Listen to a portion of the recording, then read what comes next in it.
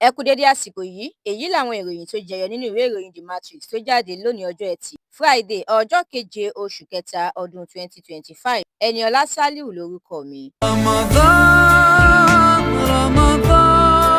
Pẹ̀lú bí ilé ìgbìmọ̀ asòfin àgbà lórílẹ̀‐èdè yìí ṣe ní kí Natasha lọ rọ́ọ̀kùn nílé fún oṣù mẹ́fà, èyí làwọn ìròyìn tó ń lọ lórí ẹ̀. Natasha ní ìgbésẹ̀ ọ̀hún jẹ́ ìgbésẹ̀ títẹ ẹ̀tọ́ ẹni mọ́lẹ̀ tóun kò sì ní gbà rárá. Ezekwesili ń tiẹ̀ ní àṣìlò agbára nírúfẹ́ ìgbésẹ̀ náà.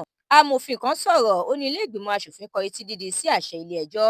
Lórí ọ̀rọ̀ yìí, ilé ìgbìmọ̀ asòfin àgbà ti ń bójú wò láti wọ́gi lé ìdọ́gba ọkùnrin àti obìnrin nínú òṣèlú. Ilé-ẹjọ́ ti sọ̀rọ̀ ó ṣàlàyé ìdí tí wọ́n fi dá Ameirule padà sípò gẹ́gẹ́ bí abẹnugan ilé ìgbìmọ̀ ìpínlẹ̀ Rivers. Ó ní Fubara kò fẹ́ kí ìjókòó ilé ìgbìmọ̀ asòfin ní ìpínlẹ̀ ọ̀hún wáyé rárá kí wàhálà tó bẹ̀rẹ̀. Àjọ Securities and Exchange Commission (SEC) ti fi ìkìlọ̀ léde tako ìdókòwò pẹ̀lú àwọn ilé-iṣẹ́ mẹ́rin kan tí kò fi orúkọ sílẹ̀. Ilé-ẹjọ́ ti pàṣẹ pé kí dúkìá Emefiele tí kò dín ní mílíọ̀nù kan ó lé mẹ́rin $1.4 million di gbígbẹ́sẹ̀ lé pátápátá.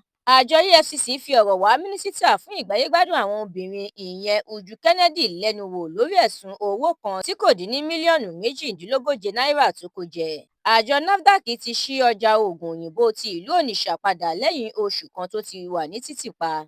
Ó ṣeé ṣe kí òkùnkùn birimùbirimù wà jákèjádò orílẹ̀-èdè yìí pẹ̀lú bí ẹgbẹ́ àwọn òṣìṣẹ́ nílé iṣẹ́ mọ̀nàmọ́ná lórílẹ̀-èdè yìí ṣe ń dúnkòokò ìyanṣẹ́lódì látàrí ìkọlù tí àwọn ọmọ ológun kan ṣe sí wọn.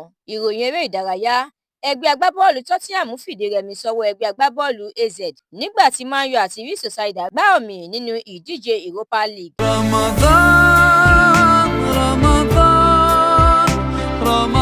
Ẹ̀kúnrẹ́rẹ́ àwọn ìròyìn yìí àtàwọn ìròyìn míì lẹ́ ò láǹfààní láti jẹ̀gbádùn tí ẹ bá darapọ̀ tí ẹ sì tẹ̀lé The Matrix lórí Facebook, Instagram, TikTok, YouTube àti X. Àdúrà mọ́mi Balógun ló ṣe òǹgbùfọ̀ ìròyìn yìí. Ẹniọlá Sálíù lórúkọ mi.